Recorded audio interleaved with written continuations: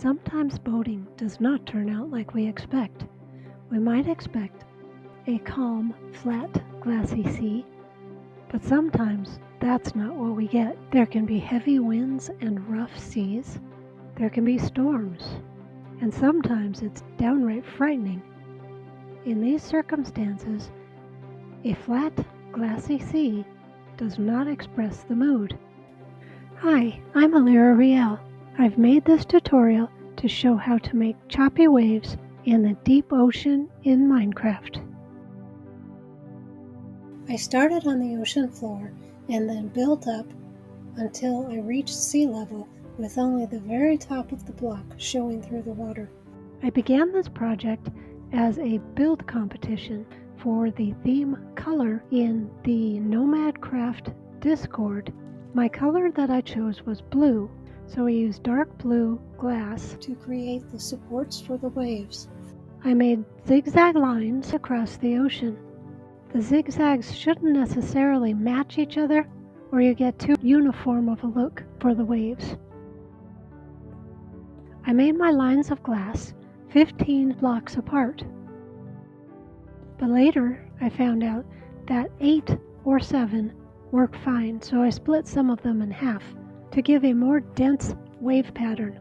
I used glass because I intended to keep it in the build because my color was blue and I wanted more blue within the build. However, during the filming of the tutorial, I found reasons to not keep the glass underneath the waves once they are created.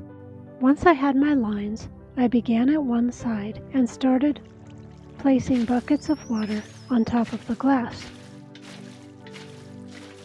leaving a heaped up bit of water.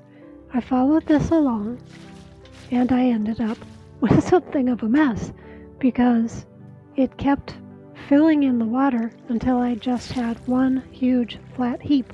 I used sponges to erase what I had done. At first I didn't erase all of it, and I had heaps here and there,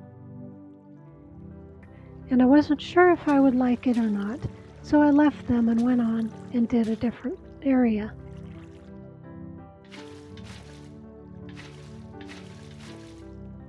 I discovered that you have to leave out one block along the way and punch out the one piece of glass, then move along. Then your waves will be connected, but not just one long straight line, and certainly not getting wider and wider and wider as you go.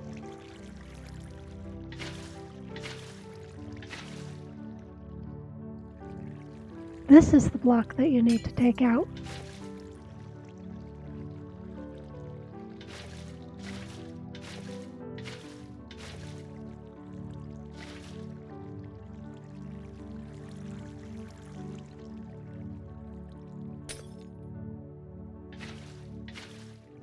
One side of the waves had triangular separations, but the other side had square. I like the triangular better, so though I had planned on building my build the other way around, I changed so that I would have the triangular pattern showing the direction that my boat was going. If you go one direction, filling in the water, then turn around and go the other direction, it will switch which way has the square sides. So it really is important to always go back to the beginning and start at the same side, going the same direction every time. I did this in creative mode, but it could easily be done in survival. If you intend to take the support out from under the waves, which I strongly recommend doing, and I'll show why in a little bit, then using dirt or some other block that you have a lot of would work just as well. As I started to take out the supports, I discovered, like putting the water, it is important to go the same direction every time. When you take out the support blocks, you end up with the triangular separation on both sides, so you don't have that awkward empty square on the other side, which is really nice. Then your build can be whichever way you want it to be.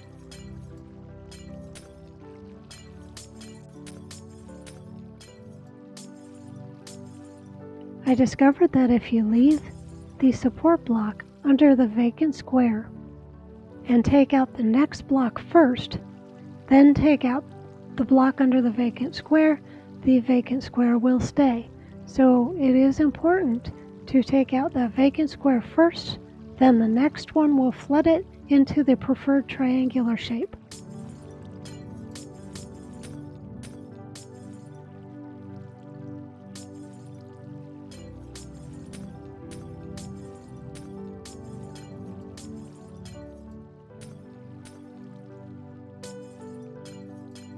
In one of my passes to get back to the beginning to take out more of the supports, I discovered a squid stranded up on top of the glass.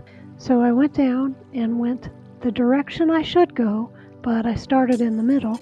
And as I was taking the supports away, he started taking damage before I got to him.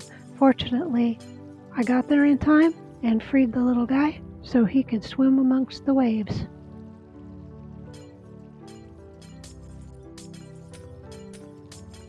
And if you want to build on top as I did with my boat, you could leave the supports until your build is complete, as I did, then go in later and take out the supports. Flying over at night, it was very cool to see my boat and the waves that I had made appearing in the distance. After I finished removing the supports, I thought it would be kind of cool to have the bow of the boat actually cutting through and causing a different wave pattern directly under the ship. So I took buckets of water and added it there. It's always a little scary putting in water or using sponges because you don't know how much it's going to affect, but you can always take it back until it's a good working area.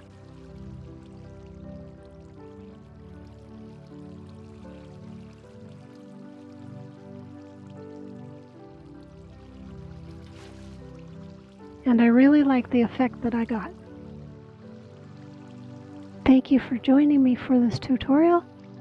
I hope this was helpful for you and that you'll give it a try. If you enjoyed this, I would really appreciate it if you would like and subscribe and share it with your friends. Those are always free for you, but would be very helpful for me and my channel. Have a fantastic day or night. Bye for now.